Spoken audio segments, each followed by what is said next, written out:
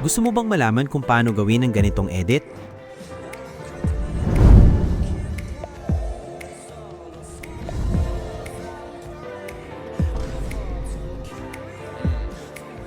Sa video na ito, ituturo ko sa inyo step by step kung paano gawin ito sa Alight Motion. Simulan na natin. Since yung nakita nyo sa example ay maraming design, dito naman sa gagawin natin ay gagawin nating mas simple para hindi kayo mag-overheat.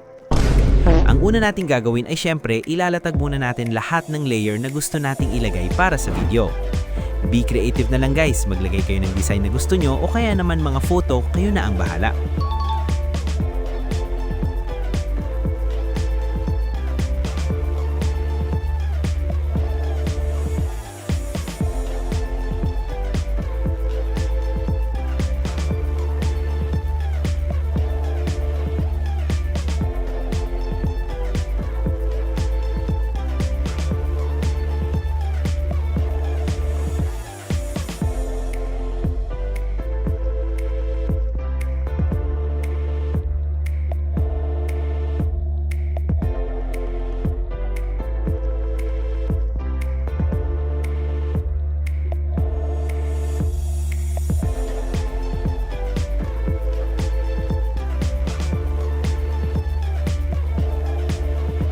Once na malagay mo na lahat at satisfied ka na sa design, ay pagagalawin na natin yan sila.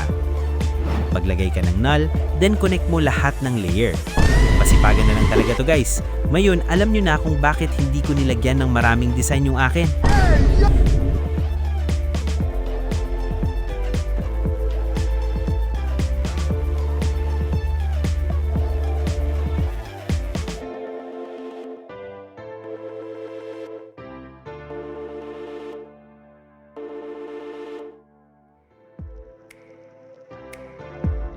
Pag na-connect mo na lahat sa null, zoom mo na kung saan mo gustong magsimula yung movement, then lagyan mo ng zoom out sa una gaya ng akin.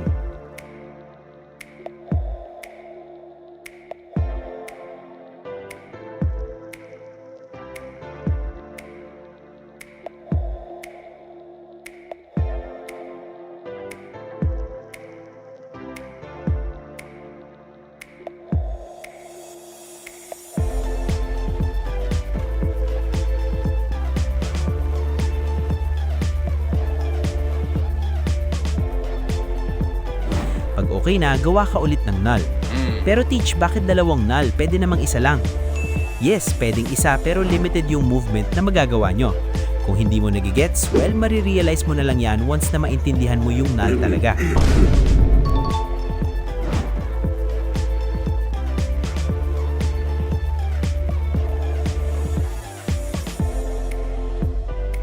Pag nakagawa ka na ng null 2, connect mo na yung null 1, then start mo na ulit yan pagalawin sa gusto mong puntahan sunod.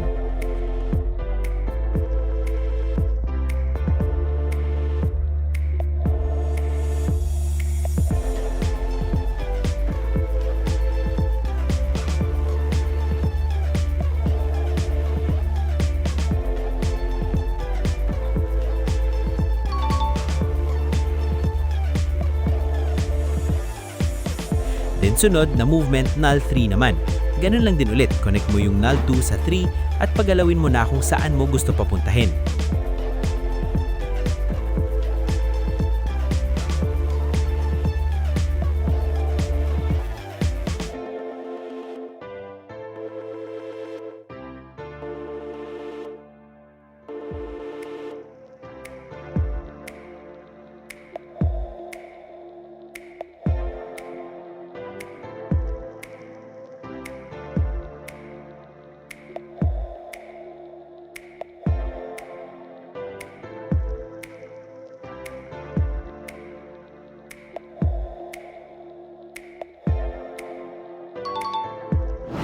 So kung gaano kadami yung movement mo, ganun din dapat yung null.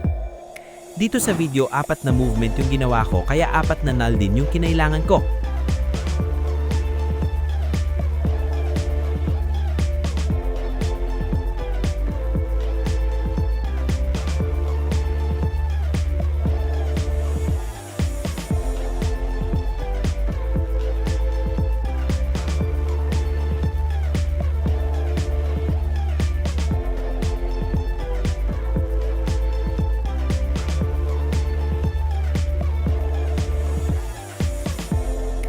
Di ba madali lang gawin?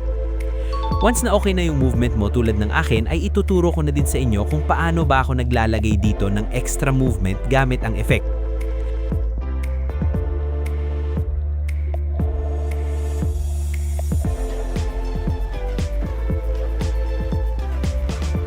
Punta ka sa null 1 at maglagay ka ng effect na oscillate.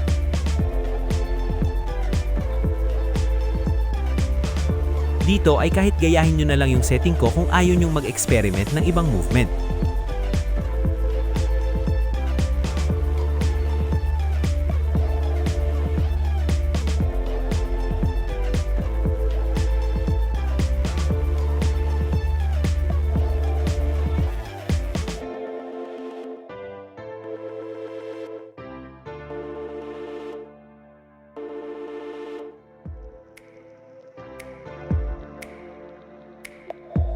Yan, tapos na yung edit natin. Ganyan lang kadali guys.